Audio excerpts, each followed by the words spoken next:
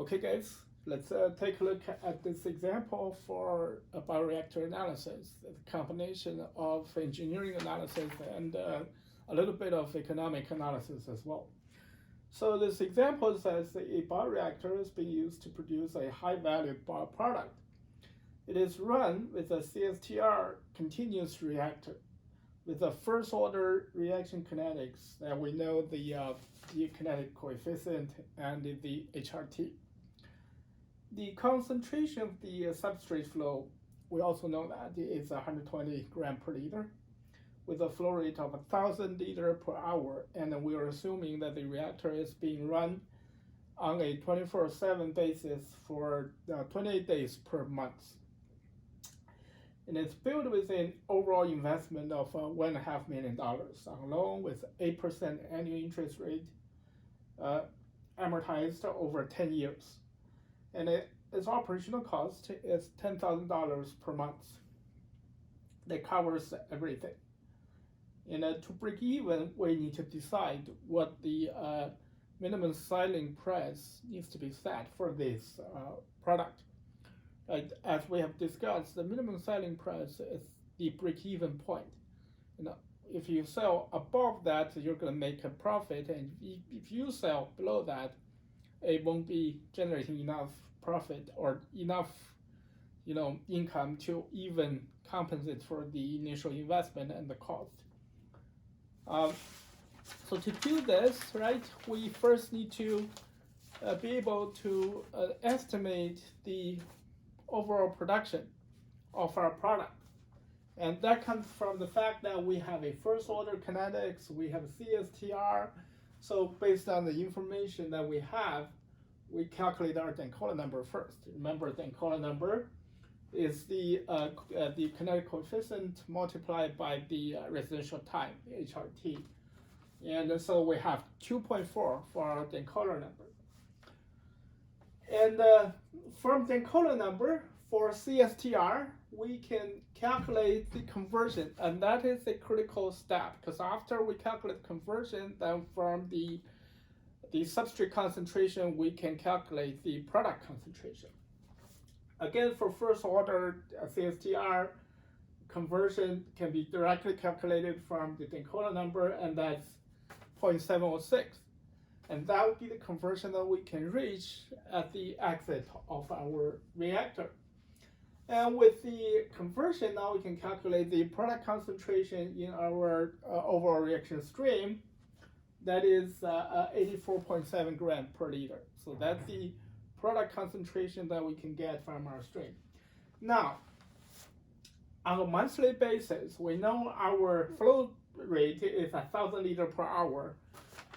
We're operating 24/7, so 24 hours per day that we're in operation. And we're in operation for 28 days per month. So with these, we can calculate the total flow, the total volume of the production stream within a month. And from that, we know the concentration of the product coming from here. That goes here, right? And we can calculate the total amount of product that we're going to get on a monthly basis. So this is a monthly value. Now with that, we need to be able to estimate what is our overall cost on a monthly basis. So to estimate monthly cost, right? First, we need to basically amortize that initial investment, $1.5 million, to a monthly based value. So this will be our monthly based value. So we need to amortize over 10 years. That's 120 months. And since we're calculating for monthly basis, we need to convert our annual interest rate 8% into a monthly rate. Right, so this is just 8% divided by 12. So that's a 0.667. 8% divided by 12. That is 8%. Okay. 2/3. So that's 0.667%. This is our monthly interest rate. So with our monthly interest rate, now we can distribute that initial $1.5 million over 120 months. And from your financial analysis course, this is how that we can do that. So P is our present worth, which is the money amount at present time, $1.5 million. Then we're going to distributing that with the interest rate of 0.667 over 120 months. This is the equation that we can use. So this value, $18,202.31, is the distribution of the initial investment, the capital investment over the 10-year time span that we're considering this for. And plus the monthly maintenance, labor, material, and all that costs put together, $10,000 add to that. So our monthly total cost is $28,202.31.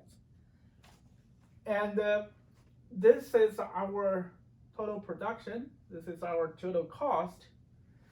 So our minimum selling price for the product needs to be calculated, right, with the total cost over total production.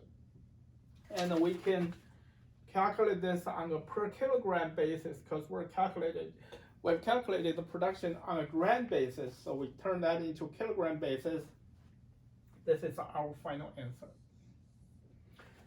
So about $0.50 per kilogram. This is our minimum selling price for the product. If we sell above this, then whatever is above is going to be our profit margin, right? And you can see this is the kind of analysis that we can do, combining the engineering analysis, which allows us to figure out the total production based on the type of reactor we have, the chemical reaction details that we have, the residential time, which is related to the operational control of the process. So these are engineering process analysis. Then these are the economic analysis. So we can combine them together. That will give us our minimum selling price estimate. And then once we have this, and then you can go check on the market how much the same product is fetching. And if the common market price is above your minimum selling price, then you're gonna be able to make a profit. Then this project will be viable. And vice versa, if the common selling price is below your minimum selling price, then well, your project is dead. Right? So this is the analysis that we can do.